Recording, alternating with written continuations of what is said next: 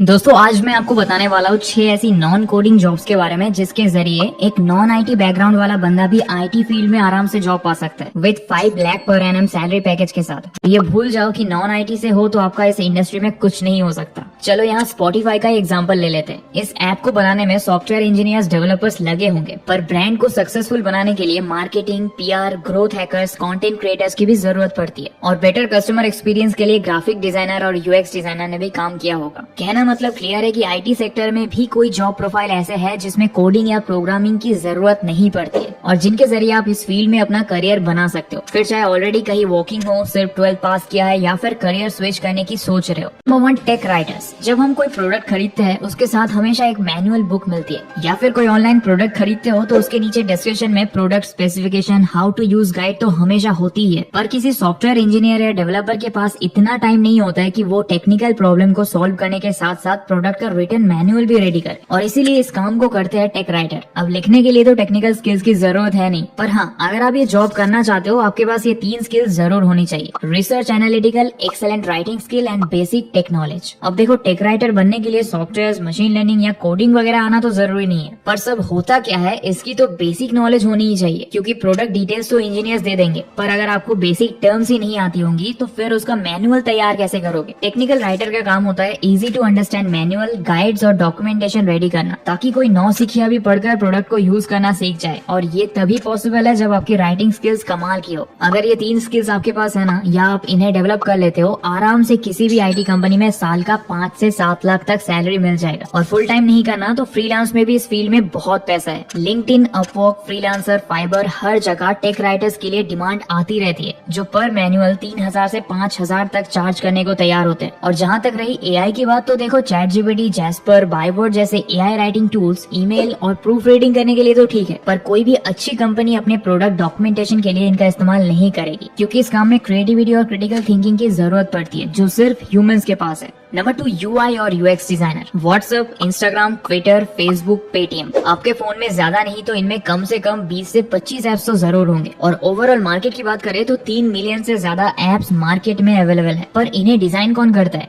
UI और UX designer. इनका काम ग्राफिक डिजाइनर से बिल्कुल हटकर है, क्योंकि इन्हें सिर्फ ऐप डिजाइन नहीं करना है, बल्कि प्रोडक्ट और कस्टमर के बीच एक रिलेशन क्रिएट करना है। अब इसमें रॉकेट साइंस तो लगेगी नहीं, पर हाँ, इसके लिए आपको डिजाइन फंडामेंटल्स को सीखना पड़ेगा, जैसे कलर पैलेट क्या होती है, कॉन्ट्रास्ट क्या है, टाइपोग्राफी। इसके अलावा सिग्मा, एडोबी एक्सडी और स्केच कुछ डिजाइन टूल्स है जो आनी ही चाहिए। इंडिया में यूआई और यूएक्स डिजाइन की starting salary 5 lakh to 5.5 lakh per annum है, पर ग्रोथ बहुत सॉलिड है। बहुत कम टाइम में 10 लाख पर एनम तक पहुंच। अकाउंट, सिविल इंजीनियरिंग, अलग अलग फील्ड के लोग यूएक्स और यूआई डिजाइन स्किल सीख कर अपना फुल टाइम करियर बना चुके हैं और मस्त आईटी फील्ड में व्हाइट कलर जॉब कर रहे हैं। Number 3, data analyst. Non technical background के हर बंदे को यही लगता है कि डेटा एनालिस्ट तो एक टेक्निकल जॉब है, और इस मिथ के चक्कर में बेचारे वो लोग नौकरी के लिए धक्के खा रहे हैं, जिन्हें अगर ये पता होता कि बिना कोडिंग के भी डेटा एनालिस्ट बन सकते हैं तो वो भी किसी कंपनी में 5 लाख का पैकेज तो ले ही रहे होते। अरे मजाक नहीं कर रहा, इन्हीं को देख लो, इतनी महंगी लग्जरी कार लिया है और करते क्या है, तो एक डेटा एनालिस्ट है। So that's an amazing car. What do you do for a living?